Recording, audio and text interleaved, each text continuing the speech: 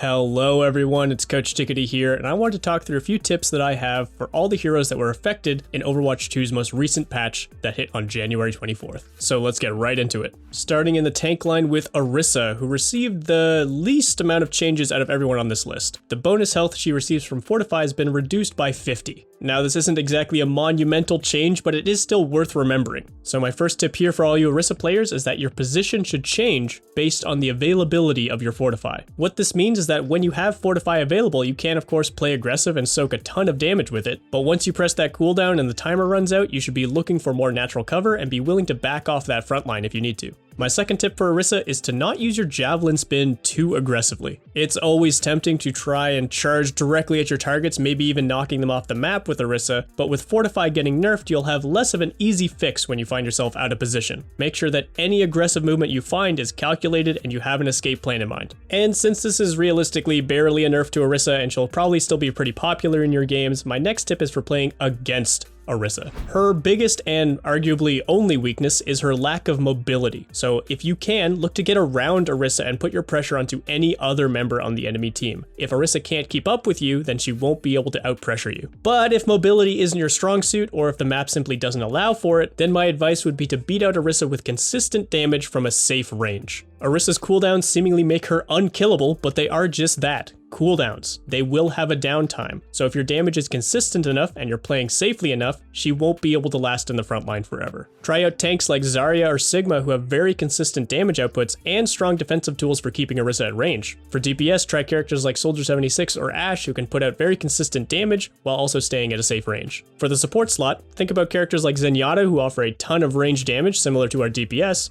or maybe characters like Ana who have important cooldowns that could potentially punish Orisa when she's finally out of defensive options. Moving down the patch notes, next up is Roadhog. His hook has been nerfed significantly, dealing less damage and bringing targets not quite as close as they used to, and his scrap gun, while it's damaged, has been nerfed. Its attack speed and ammo count have been increased, allowing him to deal more damage over time, but less burst damage off of a hook. Which leads us to our first tip for Roadhog, which is that the one-shot combo is no more. I honestly never thought I'd hear myself saying that. The hook is of course still very important to Roadhog's kit, but you can't exactly look for the same opportunities as you would before this patch hit. Running around the map and fishing for enemy backliners is going to become a significantly less viable option for Roadhog moving forward. You will need either significant poke damage dealt to the target or follow-up from your teammates in order to secure these kills now. And that leads us to our second tip, which is to always be shooting. Even without the one-shot combo, Roadhog still does a considerable amount of damage. His primary and secondary fire should be abused at medium ranges to make sure that you're getting in poke damage, charging your ultimate, and maybe even dropping enemies low enough to be finished off after you hook them.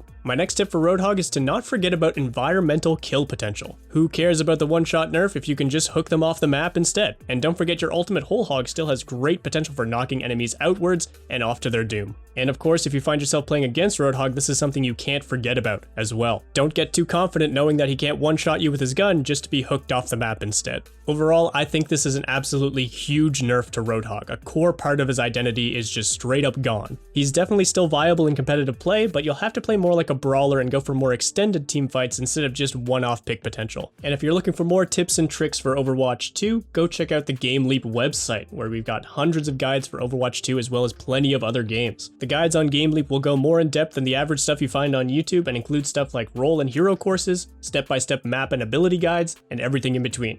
Go check it out and start your membership today. Moving down the list, we have Sojourn up next. She's received some seemingly small changes, but these actually have massive repercussions. So the energy for her railgun is no longer gained based on damage dealt, but instead of flat 5 per hit, or 1 per hit into barriers, as well as the damage from her primary fire has been reduced by 1, just taking her back to her pre-buff state of December 2022. My first tip here is to try and adjust to the much slower charge rate of Sojourn's railgun. Since the charge used to be based on damage dealt, you would get bonus charge for doing things like hitting headshots or getting boosted by Mercy, but now it's just 5 across the board. This will significantly impact the time it takes for you to fully charge your railgun, and because of that, the time it takes for you to hit important thresholds during your combos. Keep an eye on the indicator by your crosshairs to let you know what charge percentage you're at, and to make sure you're not firing off prematurely. My next tip for Sojourn is to really focus on kill potential with every single railgun shot. With the time it takes to charge your railgun going up, it's going to mean that every railgun shot matters even more now. Don't waste your shots on shields or full HP tanks, and even when dueling squishier members, try to get them down below a certain threshold around 130 HP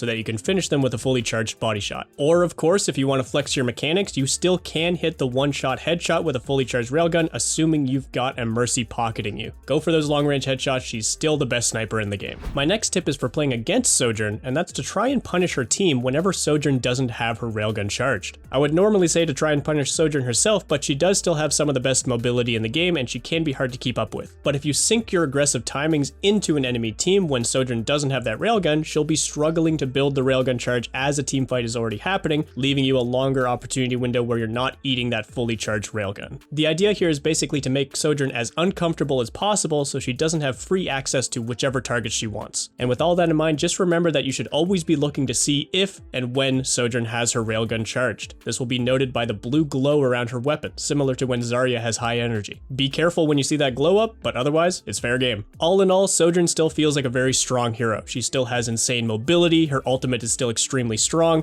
and of course the railgun one-shots are still available if you've got that Mercy with you. I still expect her to be very popular in your ranked game, so keep an eye out for her. Moving on to our final hero on these patch notes, and that's Kiriko. The recovery time between her healing Ofuda shots has been increased slightly, which means it takes longer to shoot different bursts of her healing. My first tip for Kiriko here is that while this change is small, you need to recognize that this will lower your healing considerably. If you're used to the old healing numbers that Kiriko put out before this patch, then you might find yourself falling behind in healing or getting caught off guard by large sources of damage from the enemy. Understanding and adapting to this change means recognizing that your healing just won't be coming out as fast as it usually does. This means that your teammates won't get healed up as quickly as you're used to, and might mean that you need to react with an earlier protection Suzu just to keep them alive. For those who find themselves with a Kiriko as their teammate, this means that you shouldn't play as recklessly, especially while Suzu's on cooldown, because you might not be getting as much healing as you're used to. My next tip for Kiriko is to weave damage in from your kunai between each cast of your healing Ofuda. The long recovery time allows you to easily fit 2 kunai shots between each burst of healing. Try and flex your mechanics by quickly flicking between healing and damage targets throughout a team fight. You can also use the downtime between healing to reload your kunai whenever needed. This is all important tech for you to maximize your healing and damage output throughout a team fight, and also make sure that you're continuously generating as much ult charge as possible, since Kitsune Rush is such a powerful ultimate. My next tip is to not be afraid to swap off of Kiriko if you simply just need to add more healing to your composition. If this nerf is causing your team to fall behind in healing, or if you're not able to do enough damage to offset these numbers, then you might want to try some other heroes that just put out more raw healing output. In addition to that, if you find yourself paired up with another low healing support, such as Lucio, Mercy, Brigitte, or Zenyatta, you might not be able to keep up with the amount of damage that your team is taking throughout a fight. Kiriko still has an incredibly strong kit,